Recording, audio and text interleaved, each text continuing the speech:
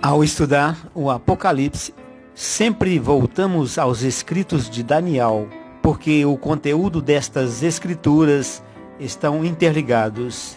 Até mesmo a vida de Daniel e seus amigos nos ensina como será viver no tempo do fim. O profeta era um dos jovens cativos de Judá.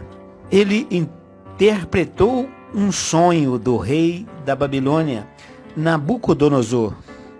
E o sonho do rei continha figuras que representavam os reinos que seriam impérios dominantes na terra.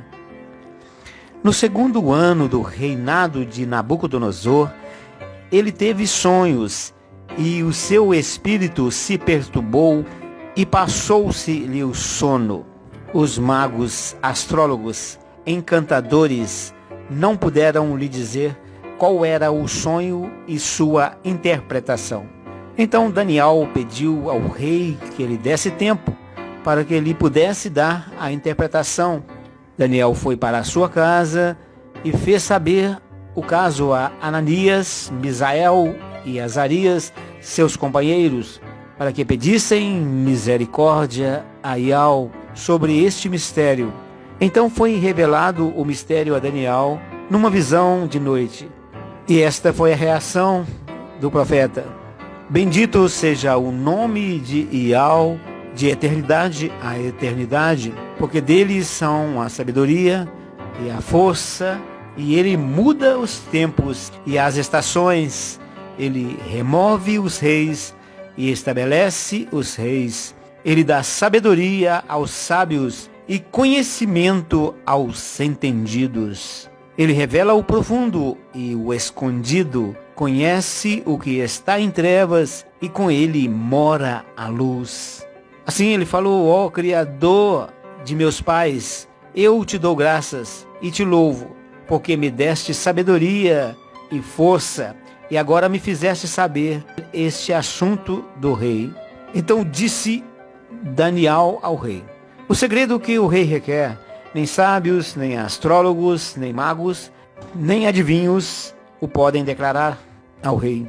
Mas há um Criador no céu, o qual revela os mistérios. Ele, pois, fez saber ao rei Nabucodonosor o que há de acontecer nos últimos dias. O teu sonho e as visões da tua cabeça que tiveste na tua cama são estes. Tu, rei, estavas vendo, e eis aqui uma grande estátua, esta estátua que era imensa, cujo esplendor era excelente, e estava em pé diante de ti, e a sua aparência era terrível.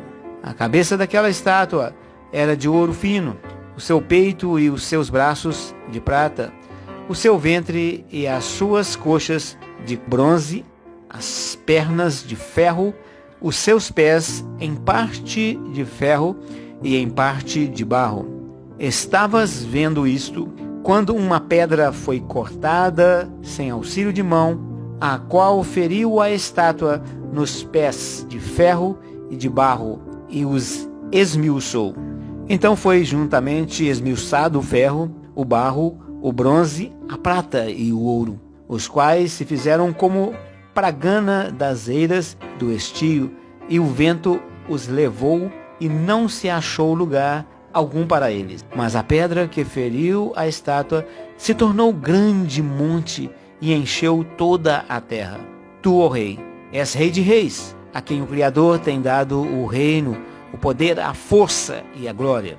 E onde quer que habitem os filhos de homens, na tua mão entregou os animais do campo, as aves do céu, e fez que reinasse sobre todos eles. Tu és a cabeça de ouro. E depois de ti se levantará outro reino inferior ao teu, e um terceiro reino de bronze, o qual dominará sobre toda a terra. E o quarto reino será forte como o ferro, pois como o ferro esmiuça e quebra tudo, assim ele esmiuçará e fará em pedaços.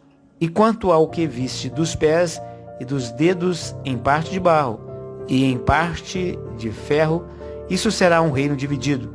Contudo, haverá nele alguma coisa da firmeza do ferro, pois viste o ferro misturado com barro de lodo. E como os dedos dos pés eram em parte de ferro e em parte de barro, assim por uma parte o reino será forte, e por outra será frágil. Quanto ao que viste do ferro misturado com barro de lodo, misturar-se-ão com semente humana, mas não se ligarão um ao outro, assim como o ferro não se mistura com o barro. Mas nos dias desses reis, Ial levantará um reino que não será jamais destruído, e este reino não passará a outro povo. Esmiuçará e consumirá todos esses reinos, mas ele mesmo subsistirá para sempre. Para muitos, o livro de Apocalipse é um livro de terror. Eles só conseguem ver a ira do Criador se manifestando nas pessoas rebeldes do mundo. Sem dúvida, a justiça será feita cabalmente e o bem vencerá o mal. Mas o nosso foco deve se voltar para aquilo que também é a alegria de Ial. Assim ele diz: eis que faço novas todas as coisas. O quadro que devemos contemplar aqui não são as 7 trombetas, as 7 taças, o dragão vermelho, nem a Babilônia. De tudo que nos é revelado por Ial, devemos anelar a chegada do seu reino, porque desde o paraíso que Adão foi expulso, até a inauguração do reino do Mashiach, a injustiça, a pobreza, as guerras, a maldade, a morte, a lágrima e a dor têm prevalecido. Mas em breve, isto será definitivamente mudado, quando Yahushua Mashiach literalmente governará esta terra com vara de ferro. Não conhecemos tudo acerca da nossa origem, mas temos aprendido a amar a Yahweh de todo o nosso coração. Alguns estudiosos dizem algumas coisas muito fortes que não dá para falar delas sem dominar o assunto, mas chegam a dizer que a terra em que vivemos é um reciclador de almas e que viemos do céu e estamos aqui para provar com os nossos atos que amamos ao Criador, que a nossa memória acerca do passado foi apagada para que possamos expressar exatamente o que está em nosso coração. Será que esta vida é uma continuidade de algo maior que aconteceu no céu? Ou isto é uma mera especulação? No entanto, tudo o que podemos dizer com segurança agora é que houve a rebelião de Satanás, e por causa disso, a terra que era perfeita se tornou um caos, levando Ial a restaurá-la para que o homem nela habitasse. E isso tem se repetido pelos séculos afora. Um reino mais forte dominando outros mais fracos, e neste sonho do rei temos uma conquista de poder numa sequência que termina no reino milenar do Mashiach. Os leitores do Apocalipse sempre devem trazer em mente aquele propósito inicial: mostrar aos servos: estamos a serviço do nosso rei Yahushua, e há uma multidão trabalhando para o príncipe deste mundo. Então temos uma sequência de conquista. A Média Persa conquista a Babilônia, a Grécia vence este reino e por fim Roma adquire o domínio da Grécia. Mas aos olhos do Criador é só uma disputa interna. Em todos esses reinos o que prevalece é a idolatria, a crueldade dos governantes e a incredulidade com respeito ao Criador. Fato este que Yahweh chama todos de Babilônia.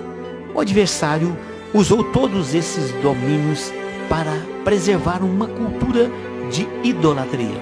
Yohanan viu essa mulher, Babilônia, sendo conduzida por uma besta. O Império Romano, que foi extinto, foi substituído pelo Império Religioso que está em toda a terra.